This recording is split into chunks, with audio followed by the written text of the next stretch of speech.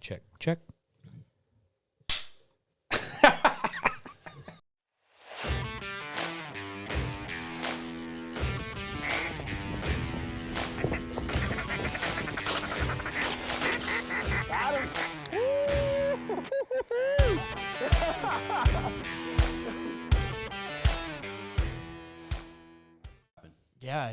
Yeah. Last time we were talking about, or we were kind of teasing at the new models and kind of what we were planning on doing. I know we told them off camera, but we didn't say it on camera. But they're out now, fully galvanized. There's cool little features like when the drop gate falls, it falls into a safety pin so that pigs can't just pull it up. They can't pull it up. And then like all of our drop rods now are way stronger. What else? We've got raised chutes now for when you want to load them out the back gate and go straight onto the trailer. And there's a couple other little different things. material. Yeah. So, for folks that may not have seen your last podcast with us, what makes your hog traps different than the competitors? Like, Yeah. So they just haven't changed anything in a while. We're always looking for the better things. Like that was one thing when we were going into our newer models is we texted a whole bunch of customers that have multiple traps and use them. And we said, hey, what are 10 things that you want to see different? What are 10 things that you love? And so we took all those into consideration. You're asking the consumer right, what they right. need to see. Right. If you haven't heard of him, just go take a look at his social media because he's a big bass extraordinaire, all the above. Yeah, go out, check it out. Where could they find that social media at? Man, I'm on Facebook, Instagram. It's Captain Teacock's Fishing Tours. I'm also on my website's AustinTexasFishingTours.com. Those are the 3 places you can find me. Yeah. A lot of them. To me, 10 pounds over is a lunker. Yeah, I mean, man, here's the problem with social media is where social media's got Here us. we go. Same as deer. Here we go. A 5-pounder is big. Yeah. That's a big fish. That's a giant bass. 6-pounder's big. 7-pounder's huge. An 8-pounder, I mean, man, to me, an 8-pounder is, that's an elite status fish. Social media and live scopes got us away from that because it's becoming so normal. Say that louder so they hear you in the back. Real. It's just become so normal to catch these 10-plus pounders. And then, which is great. Hey, man, if you're catching them, awesome. But let's not discredit a 5 to 8-pounder, man. I get so many people in my boat that are like, my PB is only 6.5. Nothing wrong with that. That's your PB. Nothing wrong with it. That's your PB. That's what I'm telling you, man. So that social media has completely done that, and we need to do better as people who have the opportunity to congratulate versus hate. Man, if I see you and you tell me this is my first bass and it's a 13-ounce bass, that's your first bass. Good fish. Yeah. What do you want somebody to say, like, throw it back, let it grow, this and that? It's like, yeah, I understand. We have slots, we have limits, we have all that. But congratulate them first and then educate them, right? Well, we're talking fishing. Yeah, let's talk some So fishing. let's dive in, fellas. It's August. We're talking late summer fishing tactics. And when it's hot, We're going to give you 5 top baits. Well, I guess my top baits, and then you guys can chime in. But, we all have a lure that it's a go-to. It never fails. It's year-round, whatever the case is. and that changes from month to month and time to time and, It does. and seasons and whatnot, colors, all that stuff. Robert, tell us what are your 5 top baits. And let's be real, Robert is on the water a lot, so he knows. Whether it's in the shower or on the boat, I'm on the water, right? Water's water. Right. So I tell you, my top, and everybody, this is for the ones who do know me, who know Mr. RPG. I am not shy of a fluke. So fluke for me stays tied on, stays on the deck of the boat 24/7, 12 months out of the year. Just such a versatile bait. You can throw it out. You can have it weightless. You can have it weighted. You can have it. I like throwing it weightless with a heavy stainless swivel barrel. I leave about 14 inches of line in between that swivel barrel and that fluke. And what that's going to do, it's going to give it a real subtle drop. So once you throw that in the water, it's going to give it that weight. Little That natural. Exactly. Gives it that dead shad look, and it's such a deadly. Throw it into the weeds. You can throw it into brush. You can throw it into your 4-wheel drive 4x4 lure. Okay. Yeah. So that's my top. Number 2. never give up top water. I don't care what you're doing. Whether you're coming in, going out, whatever the case is, you've got a walking bait, you've got a buzz bait. See that skirt on that buzz bait? Cut it out, throw it in the trash. That's No. what I say. What? Straight No garbage, skirt. huh? Garbage. I like putting a frog behind there. I like taking skirts off too, but I don't normally put a frog back there. It's gonna be a little ribbit either way. Ribbit. The other one we're gonna move into is the old famous Whopper Plopper. Everybody knows this is a Whopper Plopper. I use Chapo was one of my favorites. It was a lure that a good friend of mine made, and had it for years. And I finally hung her up somewhere where I couldn't get her, so she gone. And the other one is, of course, a good old jerk bait. You know, there's it's hot.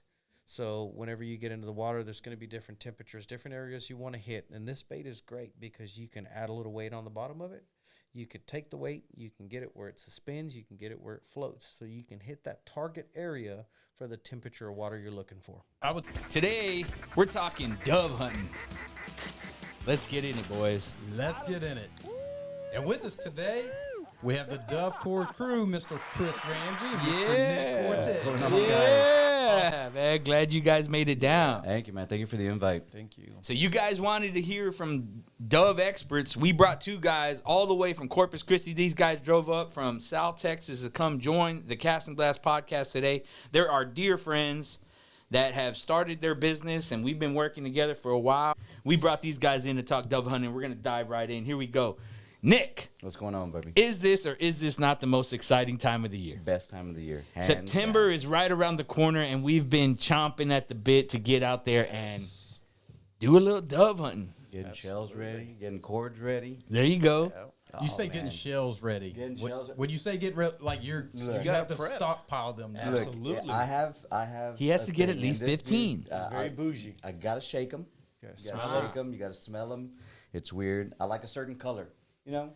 So you love the smell of gunpowder, sweat, and sunflowers, Love it. huh? So if you like a certain color, that means you like a certain brand. Well, there's probably like two brands. I always ruin the how you say the name. Was it Bornine. Bornine? Bornine. Bornine. Yeah. And what is the other one? The red box, the one that we used to shoot all the time. Those are known as Marlboro Reds. Yes. Anything with a clear casing, a clear hull, I like. Bougie, I know. Everybody, I see orange flying. Yeah. Chris loves the orange. He loves that. Monarchs. The Yeah, Monarchs. He loves the They're Monarchs. cheaper. man. They're easier to get You know, your hands he on. loves the feet per second. They're fast. Yeah, they have Yeah. the highest feet per second I Yeah. found. I don't like that. He likes the feet per second. You I don't? No, I'm stuck on 1250. nah, man. I What- want what the higher works the for better. You works for you, Yeah. though. So I always try to get my hand on the Rios, man. I just like the color too. You know, What, the Rios blues? 12. Yeah, Yeah. Rios 12 gauge. The 12 gauge Rios shells are blue. Yes, And they match my Lone Star Light. So This is what I know about dove hunt. Like being a novice dove hunter, you just take as many as you can take. When you Yes. think you got enough, double it, Yeah. then you're ready. Yep. And we were talking about that earlier. I was like, when you told me about the one box club, I was like, dude, that's easy. 15 birds, 25 rounds with a shotgun. Who couldn't do that, right? You would think Helen Keller could do that. So, I mean, for real. You put a rifle in my hand, put a bow in my hands, I'm pretty comfortable. I thought I was with the shotgun. I start shooting those birds, and I embarrass myself. You get humbled, right? You get humbled. So That's you get it. humbled. It's- It's just yeah. something you're not in tune and used to doing. So it happened. That's why I say take a lot of shells. So for me, man, that's one of the funnest parts about dove hunting is that you actually get to talk shit to your friends after missing a covey. You know, you get a Yeah. flight come by and you're just like, pow, pow, pow. Be like, bro. And we always make jokes that somewhere there's a dove right now shaking with no feathers on it, but he's still alive, you Up know? on that high line, just looking at you. Yeah. Traumatized. But you know, there's no shame in that. That's what's great about dove season is like, you know, we talk about like other hunting and how it's different, right? You talk about how, you know, what is different about dove hunting that's, you know, different from other seasons and different from other kinds of hunting. How much time you got, mister? Well, Well, who wants to take a it? lot of it's just you getting to be with your friends, Mm-hmm. and you're not just. I mean, you can go solo. That's always fun, If you forget to invite your other friends, sometimes you end up going solo. Shots fired. Shots fired. That's why we have Small them arms. separated. Small arms fired. But Small arms. Small arms fired. but you're not just sitting in a blind by yourself watching out a window, which is always fun too. Yes. But great. you're out there in the field, and you're with everyone lined up. Even if if a buck comes out, that's the one usually, or you may wait for another one. Yeah. Yeah. But a whole flock of dove fly over and you don't take a shot. Okay. Yeah. We'll get the Yeah, next. we'll get the one, next. We'll get the next. We got one. all day to get. And here's the 20, thing: you 15. can't say, "Hey, first one to shoot an 8-pointer wins." You can't. I mean, typically you can't do that. In a weekend, one person might get an 8-pointer, one person might get a 10-pointer. Bro. But to say, "Hey, first one to the limit," that's the fun part. And if they're flying, you're gonna get it. That's what was so fun. Like Chris was saying, how many times have you sit in a stand or a tree or, just on the ground, just waiting for hopefully that one shot. You're just hoping for that one. And that's why I enjoyed it so much last year. All the shooting, the camaraderie, being around all the dudes, you're all together. Talking shit, laughing. Shooting birds, shooting guns. It's fun. Yeah. What's up, everybody? Welcome back. Welcome back to another episode. With us today, we got two special guests, not one, but two. So to my immediate right here, we got Warden Sanchez. Yeah, he's back. I am by back. popular demand. And on the far right, we got Warden Witcher. I'm here. We wanted to get a little bit of Just a comic little relief in razz there for you guys. Listen, guys, we're excited to have these two here. This is our first time meeting Warden Witcher, so we just had to throw that in there and break it in as a joke. Yeah. So, but is what game wards are doing. We're preparing just like the hunter. Of course, when we're not working, we're trying to do the same thing. We enjoy the same thing y'all enjoy. So we've done this before. We've had you on as guests, and we've talked about obviously the responsibilities or roles that a Texas game warden plays. I'd like to ask you again, just to cover those basic deals where it comes from, like what you guys do, so that we can lean into what we're here to talk about, which for me is dove season. We'll talk about some things that, maybe haven't changed. Maybe there are some updates, but we'll cover that specifically about dove season. But if for the people that haven't had a chance to, meet you in person or, interact with a game warden, let's let you guys kind of introduce what it is your roles here as Texas game wardens do. So Texas game wardens, conservation off the pavement, right? Conservation law enforcement off the beaten path. We're responsible for all of your hunting and fishing regulations as well as your water safety across the state.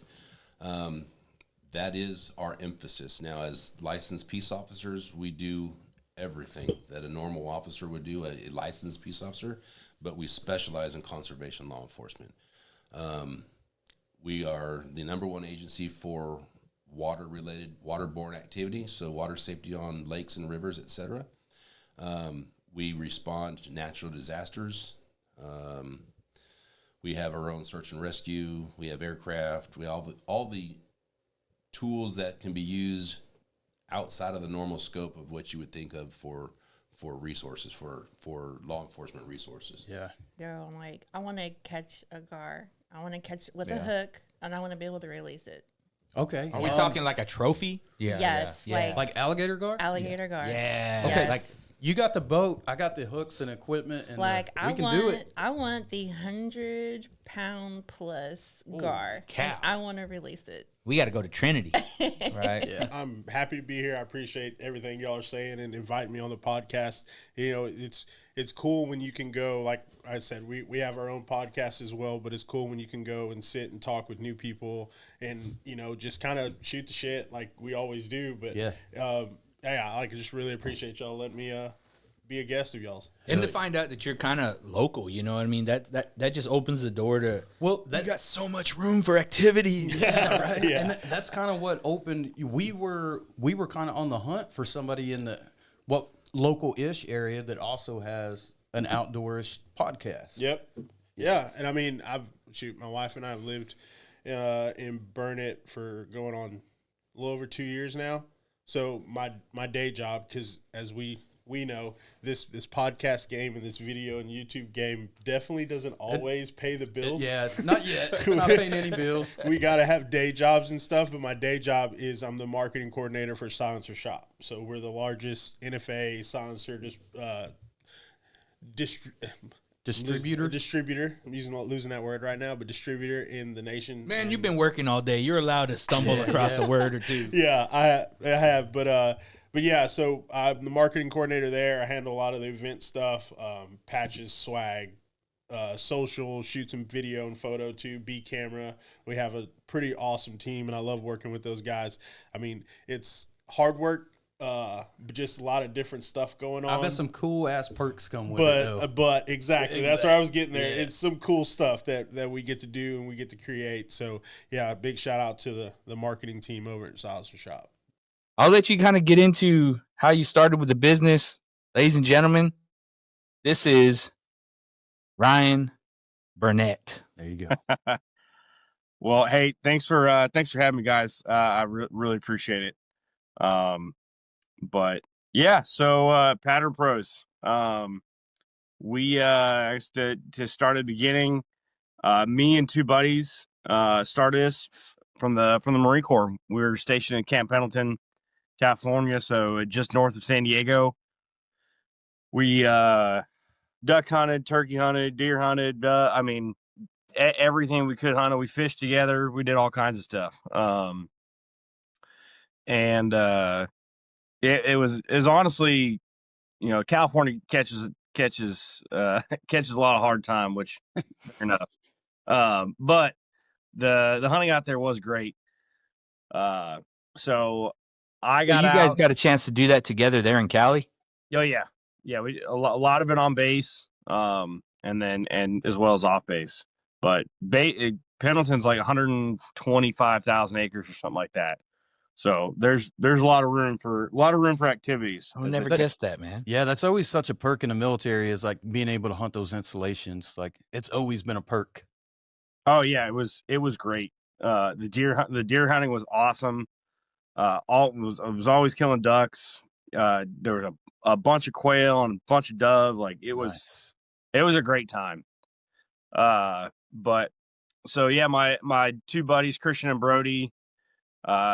Brody got out in 2020, and then I think Christian got out either the very beginning of 21 or the very end of. Brody sounds like he's got a mullet. No, he doesn't. All right, He doesn't. I'll tell him you said that though. That's funny. What if we had more than one kind of shell in a box? And I was like I wasn't raised hunting. I was raised fishing. He'd been in the duck blind since he could freaking walk. And I was like, is there anything like that? Is there anybody out there that does this where they're putting more than one shell in a box? And he's like, I don't think so. And so we each talked to some friends and family over the next day or so. And the next evening I called him. I said, dude, let's freaking do this. I think we got something here. This could be cool. Like problem solving, like figuring it out, seeing how you can adapt provide a solution. You ready for the greatest fucking night of your lives? I should have started the podcast with that, bro. We're doing it, Red Band. We're fucking doing it, Red Band. We're doing it, Join us. He's a veteran. He's local. He's in the Central Texas area. And he's got some experiences to share with us so that we can all take from this. And hell, again, I'll say this. If we were all judged by our worst actions, where would we be today? And here we are together. We're still hunting. We're still fishing. We're still enjoying the outdoors. And we've all made some mistakes along the way. Some of us got caught and some of us hasn't. I didn't mean to get caught. There you go. I got caught. They caught me for one situation. Yeah. But what I have done prior to getting caught, boy. Well, I think that probably holds true with most people that get caught. They get pinched poaching, you know what I'm saying? You don't get caught doing it your first time, you know? Yeah, no. If you did, then you're just bad at it. Yeah. So if we can, let's just name kind of what you got hit for, and then we'll back this up all the way back to childhood. But we'll just So- let everybody know what you got caught for, and then we'll back it up. Yeah. So my original, when I first got popped, they first wanted to get me for 44 counts. That's a lot. Yeah. Well, it's 4 counts 11 times. Yeah. Because I shot 11 animals in one night. I ended up getting 1 count thanks to the gay Mormon. Yeah. That The who? The gay Mormon. This guy. Yeah. Gay Mormon Bernstein. Love you, buddy. Yeah. No. friends now. Yeah. Yeah. He bought me dinner that night, dude. It was great, right? It was the greatest arrest experience I've ever had. Well, you bought Texas Parks and Wildlife dinner that night. I bought them more than dinner. Pretty sure they're riding around in a new truck. Yeah. Yeah, so I got 1 count and I got to keep my hunting license. Because that was the one thing I told him. I was like, listen, I fucked up. Pardon my French. No, I you messed good. up. You're good. Go ahead. I messed up. It is what it is. I'll admit my faults. I'll be the first person called spade a spade. Yeah. And I said, but check it out. I said, dude, don't take my stuff from me, please, God, because I love hunting. I love the outdoors. It's therapeutic to me. Hunting and fishing is my life. Like, that's it. Eat, sleep, shit, breathe. That and my children and my wife. That is it. We are the Cast and Blast Podcast. I'm your host, Pinche Ben. Joining me is my co-host, Jimmy Trent. What's up? Joining him are our 2 special guests. To the left, we have Mr. Pat Lane. Howdy. And on the right, we have Mr. Charles Beatty, a.k.a. the Prince of Poachers. Ladies and gentlemen, we have a special one for you today. We got these 2 gentlemen who are known for their stories. They're published authors. They got 2 books that we're going to be talking about today. But more importantly, we want to hear about the experience. Let's hear it. The who, the why, the where. And I'm going to let them tell it because there's nobody in the history of hunting, in my opinion, that can tell the stories better than these 2 gentlemen right here. I'm telling you, I was on a sofa. I couldn't move, man. I had 117 stitches in my ass. Mm-hmm. And he sat there one night and he drew a picture of me. And I realized just how talented that man was. He's a credible artist. Kind of like on, what was that movie, The Titanic? Who was this? When I went to writing the book, I said, I got to lay some groundwork for people where they can understand what that country was. It was wild as hell. It wasn't until 1874 that the Texas Rangers ever even crossed the Nueces River. They'd never been south of there. Wow. So just kind of lawless down. I mean, just There was no law. yeah. Whoever was the strongest was, Who had the biggest law. bank? And you know that's already rough country to have no law in. Oh, yeah. You ain't lying. Yeah. But I wanted to put a little bit of it in there where people could kind of get a taste of it, not just to explain my stories, but hell, even to help Charlie, It's the background. Yeah. I look back at pictures of you 2 guys when you were young, hard charging young men. Y'all look like y'all could knock down a brick wall, man. Yeah. So, Charlie, tell us a little bit about your upcoming. Before you were out there getting and hopping fences and stuff, like what's your background here in Texas? I grew up in Arlington, just south of the GM plant, and I got to building birdhouses. I was good with my hands and lumber. I started metal shop, wood shop, both 8th grade, 9th grade, but I started building birdhouses, and next thing you know, I got my hands on a BB gun. I'd start shooting the birds that were coming to the birdhouses that I built. Hell yeah. There was a garage door open, and there was 2 bucks hanging up in there. That was the first encounter I had with deer hunting. These 2 men were in there skinning off their bucks. They'd killed some lease, and I got exposed to it then, and I was just like, well, man, that's cool. That's cool. And, man, we stood there and watched them skinning them deer back and cutting the meat. That was it. That a job offer at 19, 5 years after I learned taxidermy, and away I went to South Texas. I didn't know it, but me and Pat were walking on a head-on collision course. No way. I said, Pat, Okay. get on out of my way. I'm fixing to finish this book. Him and Fred were just looking at me like, you crazy son of a bitch. I just drove on by, and I put one under his earbud and dropped him. But, I had already hammered 3. I shot the first one in the shoulder. He runs off. I shot the second one in the throat, and blood was squirting out both sides of his neck in the bright sunlight as it ran off to the east as far as you could see, just disappeared over the rise. I stopped on another one close, looking straight at me in this heavy brush, and I put one right in its heart. and it just stammered backwards like that, took it and turned and wheeled and leaped and run off. I went, they're immortal. I pulled up on the next one. I said, I'm going to break his neck. So I dropped him, and he got up and started stammering. I hit him again, and then he got up one more time after Pat got out of my way. Put one under his ear and dropped him. But It's his fault you didn't get that third. So these, while you're out there creating pink mists of a horizon, he's over here trying to dodge, get out of your way. You're sitting there taking shots at these nail guys. Now, after these shots, and you confirm, all right, I dropped him. yeah. What happened next? I went and told my boss what I'd done. he said, don't go after any of them bulls. He said, they're going to find all 4 of them by dark. Yeah. They fly 77 every afternoon looking for drug runners, Yeah. illegals. And he said, they're going to find that one.